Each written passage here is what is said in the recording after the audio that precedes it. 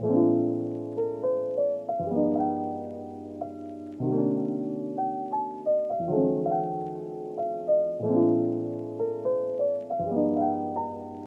guys, welcome or welcome back to Bookmas. So in today's video we will be going over my November wrap up. So first let's get into the stats. So I read 21 books, 7,881 pages, and 4 physical books, 11 ebooks, and 8 audiobooks. That is all for the stats for November. Now let's get into the books that I read. So the first book I read is Killer of Mine. This is about Freyra, and she's the daughter of a serial killer called the Crosscut Killer, and she is in the FBI to find her father to unalive him, or have him get caught, I guess you could say.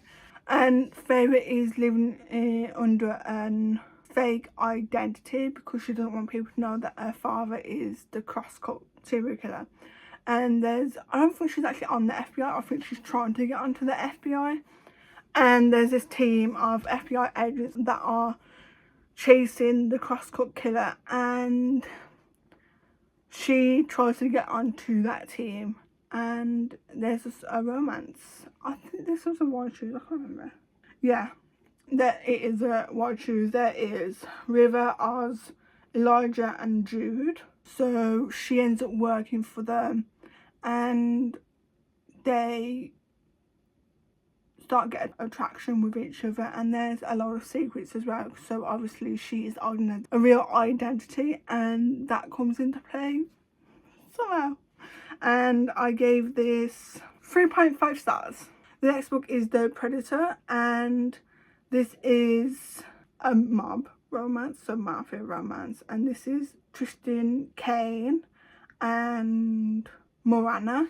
And Morana's really good with computers, and Tristan is kind of like this grumpy, standoffish, scary guy. Like a lot of people are scared of him. And Morana makes like an cyber attack thing, and the code for that cyber attack ends up getting out, and she thinks Tristan has the code. So she ends up doing something really stupid, and then eventually they end up working together. And yeah, I will say I didn't absolutely love this book. I don't know what it was, I just didn't love it, and I gave that 4 stars. And then I read Puck and Ever After Volume 1, and this is the novella to Pucking Around. So this is like a little novella of Rachel, Caleb, Jake and Amari's, and it's just like little love scenes, and obviously there's a plot in this, and I really enjoyed it. I really miss their characters, so I was very glad to read about them and see their story grow. And yeah, I need to read the next volume of this, and I gave this 3.5 stars. The next book is Only for Tonight, and this is an MMM romance, so for guys. And I've got to be honest, I have no idea what this was about. I think it was just mostly smut, and that's probably why I can't remember anything. Literally, it's just gone over my head. So yeah, I can't remember anything.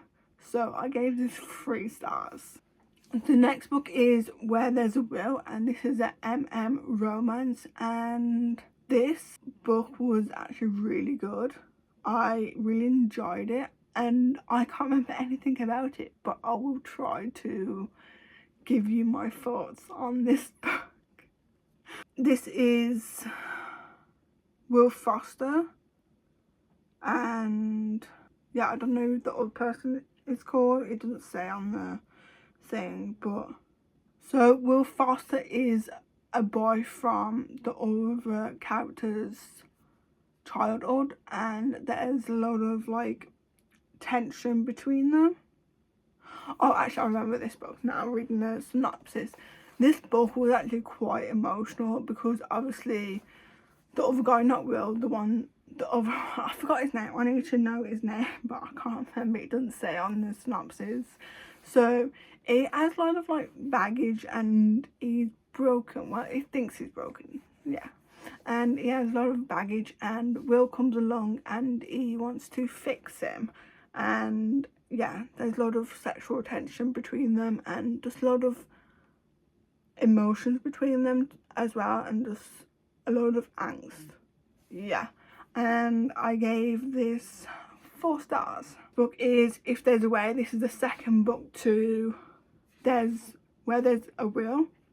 And so there's Will and Waylon. So I think the first one is like the synopsis is in Waylon's path, and then If There's a Way is in Will's path. I'm so confused with the names because both starts with a W.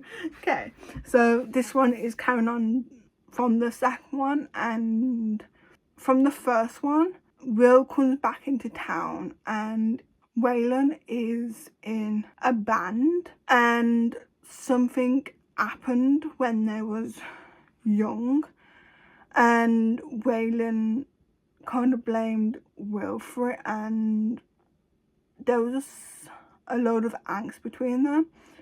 So like I said, If There's a Way, it just carries on from that, of them dealing with their feelings with each other and getting to the point where they can accept their love for each other. And Will opens up about his past and what he went through. There's also a character in this that I didn't necessarily like either. He is, I'm gonna say, Will's best friend slash lover. I don't know, but I didn't like him. It was just horrible. But he does have a book, I know that. But anyways, I have no idea what I said about these books. I gave that also 4 stars. Then I read Trouble, Boston Bolts Hockey, and this is a sports romance and white chicks romance, and I gave this 3.25 stars. Again, I have no idea what this is about. There's no synopsis that I can read from, so it can jog my memory. So yeah, I have no idea what this is about. All I know is that it's hockey and it's white shoes. I read Bride and I gave this 4.25 stars, and I actually really enjoyed this. I love the fact that Misery was like, she didn't let anyone walk over her, and she wasn't shy to stand up for what she believed in. And I also liked Lo, and this is an werewolf and vampire romance, and this is like a married for convenience, but there's also like a plot behind all that. So Misery's father wants her to marry Lo to keep the peace. Misery has another reason for her to accept this marriage with Lo, and yeah, I really enjoyed the angst between these two characters as well. Like, she wasn't scared to say what was on her mind and stick up for herself with Lo. And I kind of find it funny that her name is Misery because she does go through quite a ordeal. So yeah, and I always like Ali Hazelwood's writing. This is the second book of hers that I have read. So yeah, I really like her books, and she's an author by, so I really enjoyed this. The next book is The Right Move. This is the second book to the Windy City series, and I gave this 4.75 stars, so very close to 5 stars. I didn't have the urge to pick it up, if that makes sense, but once I picked it up, I couldn't put it down. It was just getting me to pick it up that was a struggle. Everything else about the book I loved, like everything. There was nothing wrong with the book. I just didn't have the urge to pick it up, so I knocked it down a little bit for that. So obviously there's something in this book that just didn't grab my attention for me to pick it up. So yeah, nearly close to 5 stars, but not quite. Anyways, Ryan Shea, I love that man, and I don't know if any other book can beat this book. I've heard really good things about Play Along, so yeah, I just really enjoyed this book. I don't want to say too much because this is in a video. This was in sports romance video. if you want more of my thoughts